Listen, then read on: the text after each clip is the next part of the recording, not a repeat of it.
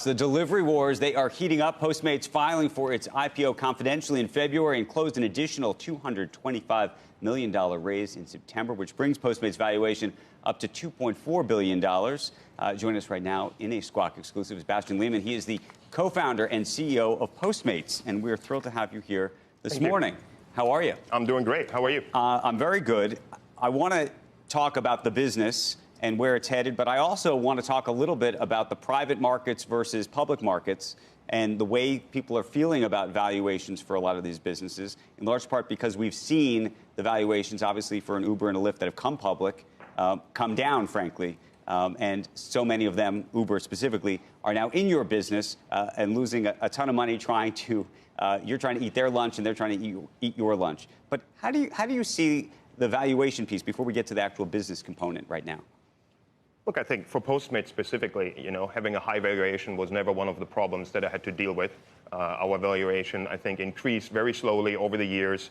I was never in a situation to receive $1 billion in funding from SoftBank, so maybe that has to do with it, and maybe that's part of it. But we feel very confident where our valuation is right now. In terms of, I don't know if you can you speak about when this IPO may or may not come?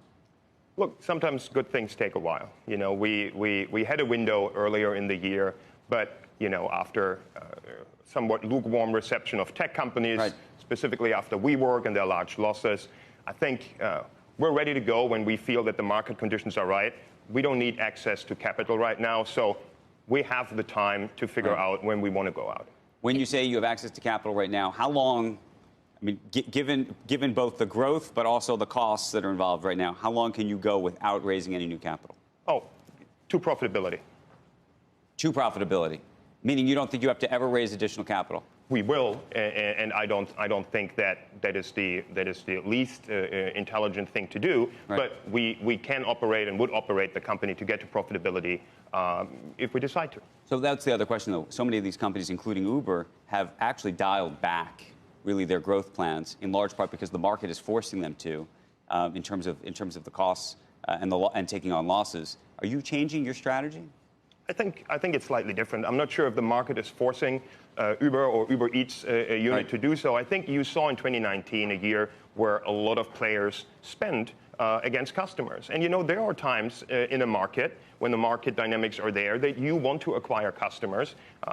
Postmates, DoorDash were the companies that grew the fastest in 2019. Others grew a little bit slower. But there are times for spending, and there are times when you rein in spending. How many can there be? And by the way, I should say I use Postmates. I was just telling him because I try to get a kale Caesar. I know I'm just feeding dressing on the side.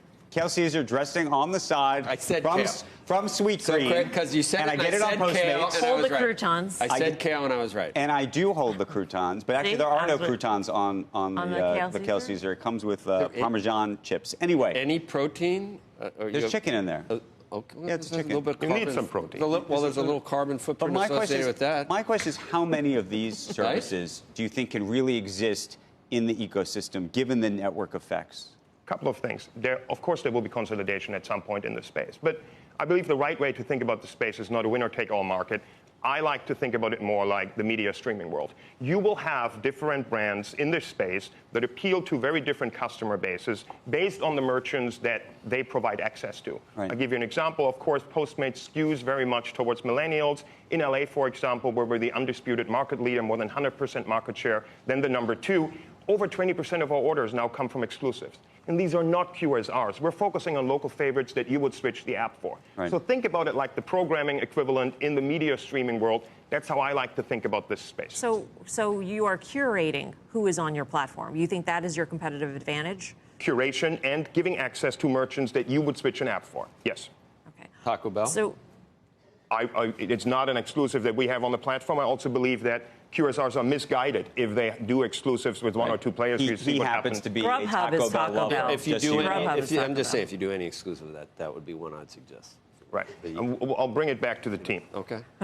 do you feel any difference after Grubhub reported and it was received so poorly on the street, and then there was this narrative that came about from that warning that people are not loyal to the platform. They're loyal to the restaurants. And so to the extent that you said 22% of your restaurants are exclusive, that the rest of it is not exclusive. Those are all customers that can come and go. Look, a couple of things. I think Grubhub sent a shareholder letter they should have sent 1 or 2 years ago. I personally think the writing was on the wall ever since we started Postmates 8, 9 years ago, and a new breed of companies entered this field, right? If you read the shareholder letter and you see what Grubhub is talking about, they're saying they see no leverage in the business, right? Well, Barnes & Noble didn't see any leverage in the logistics of shipping books either. See what happened to Blockbuster. We've been there before. The idea that bad management equals a bad market is a shoe that doesn't fit the new breed of companies. So this is just a Grubhub problem? 100%. It's not an industry problem. Can you just speak to, you mentioned consolidation. You said ultimately there should be consolidation in this space. How do you think about that now in terms of your own future as an independent company versus a consolidator or consolidatee?